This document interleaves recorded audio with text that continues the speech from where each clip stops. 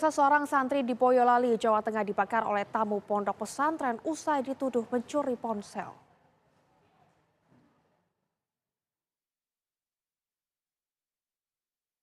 Beginilah kondisi SS usia 15 tahun, santri Ponpes Darus Syahadah di Kecamatan Simo, Kabupaten Boyolali, Jawa Tengah yang mengalami luka bakar serius usai dibakar pelaku Muhammad Galang Setiadharma, seorang tamu Ponpes.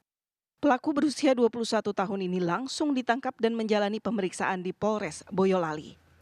Dari hasil keterangan pelaku, peristiwa penganiayaan berencana ini bermula saat pelaku mendapat laporan dari adiknya yang juga salah satu santri Ponpes soal ponselnya yang hilang.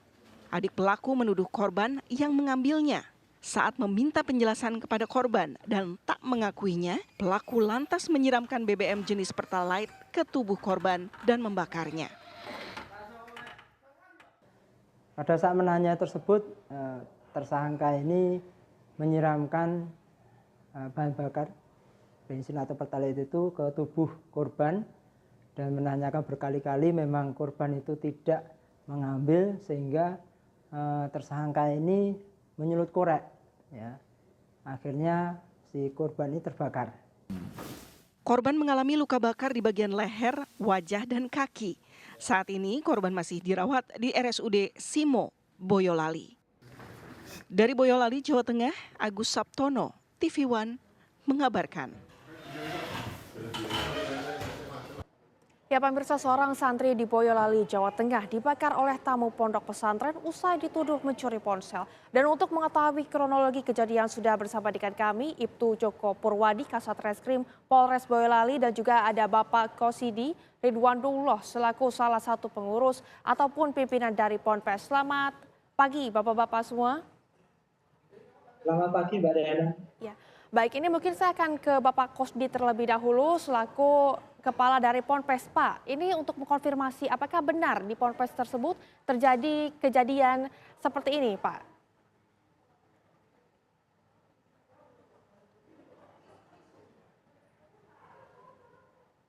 Ya, baik. Pak Kosdi, ini mungkin sedang ada gangguan komunikasi. Kita akan mungkin terlebih dahulu untuk bertanya kepada Pak Ibtu Joko Purwadi. Pak, ini untuk mengkonfirmasi mengenai kronologi kejadiannya seperti apa yang terjadi?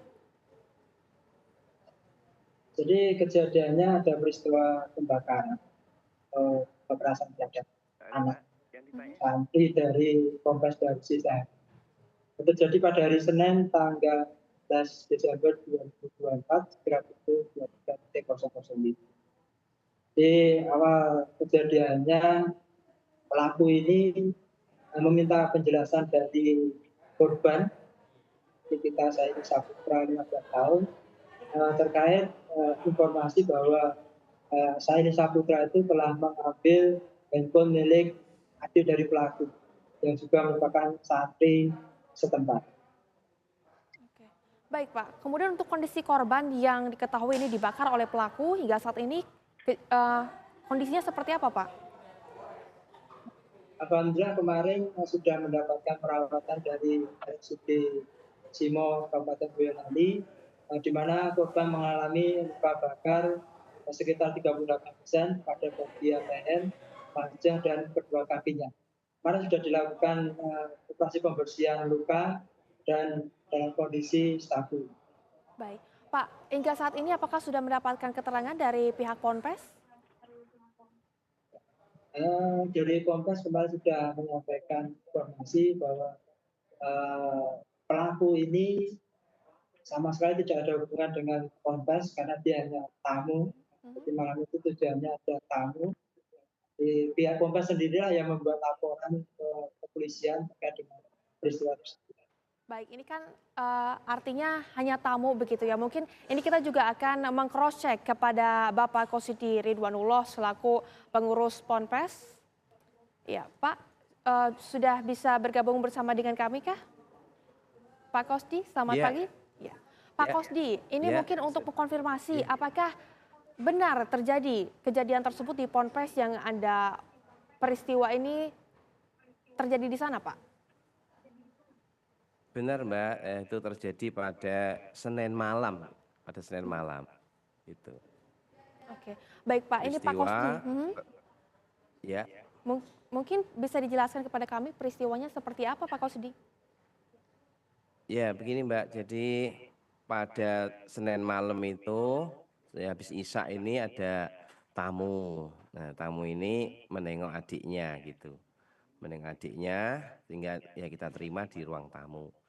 Nah, kemudian ternyata adiknya ini mungkin ada sedikit problem dengan kawannya yang sebenarnya teman akrabnya ini, yaitu mungkin tentang masalah HP yang sebenarnya di pondok dilarang, cuma terjadi mungkin sedikit pelanggaran, belum ketahuan terus HP-nya hilang. Nah, teman dekatnya ini malah yang dianggap mungkin mengambil begitu, terus kakaknya ingin ikut membantu, akhirnya eh, ketemu dengan perantaraan di ini adiknya tadi ya, adiknya menemui kawannya tadi terus diajak ke ruang tamu ngobrol-ngobrol.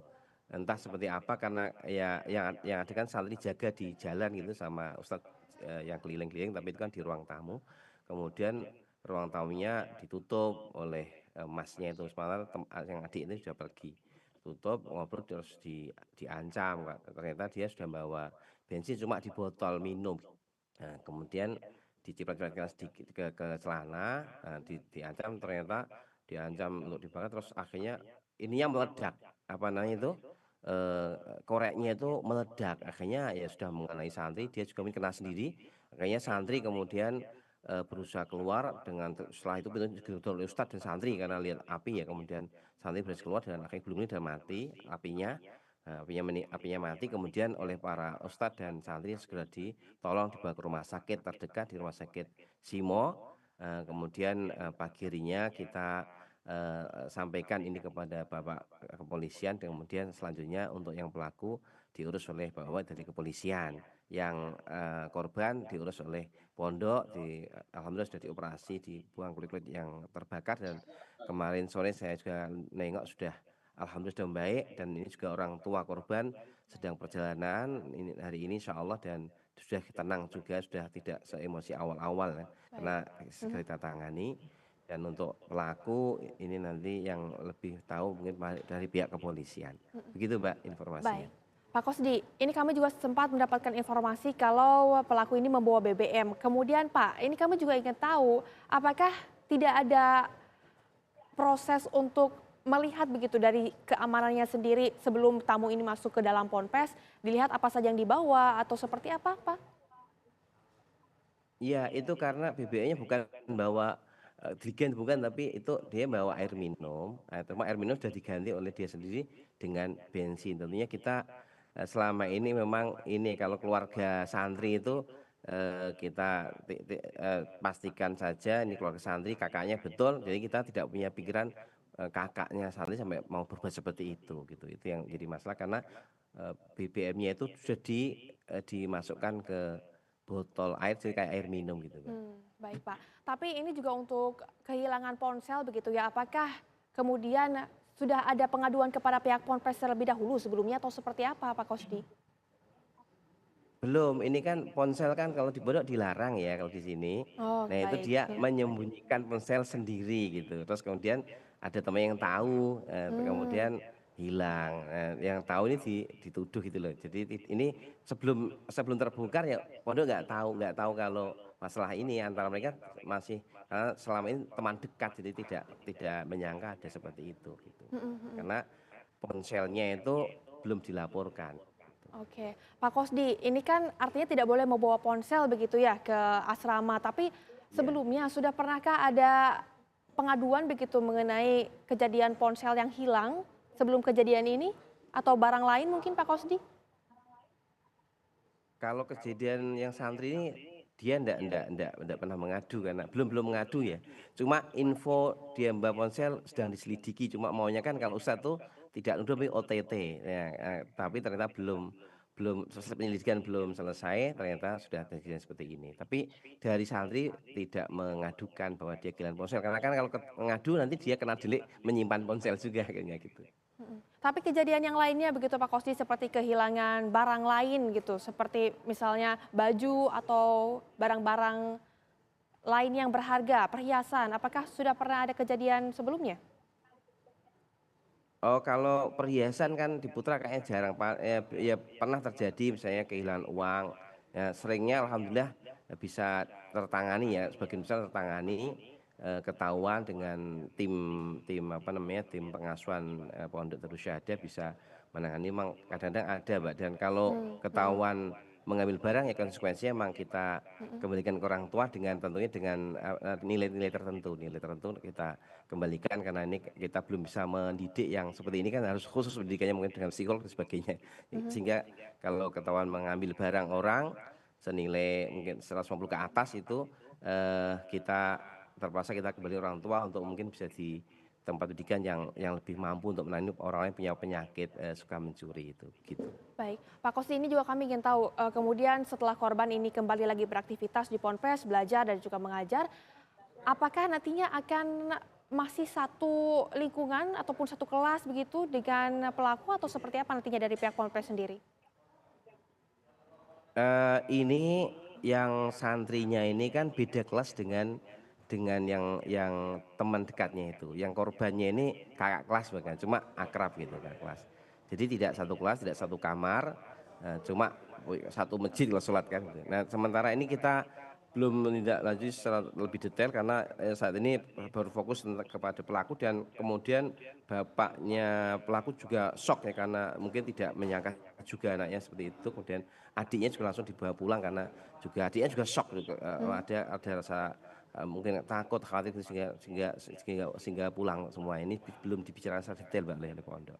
Baik, Pak Kosti, ini kita akan kemudian berbincang juga dengan Pak Joko selaku di sini ya yang dari pihak kepolisian. Pak Joko, ini tadi kita sudah mendengarkan kemudian penjelasan dari Pak Kosti. Apa kemudian hukuman yang setimpal dengan kejadian ini, Pak?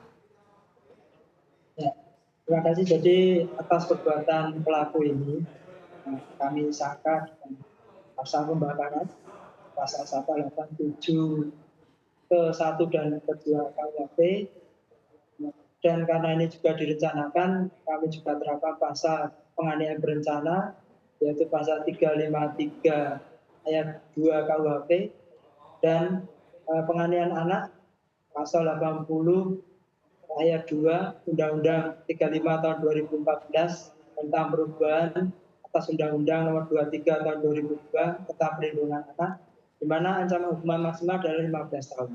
Baik, Pak Joko, apakah ada kemungkinan tersangka lainnya, Pak?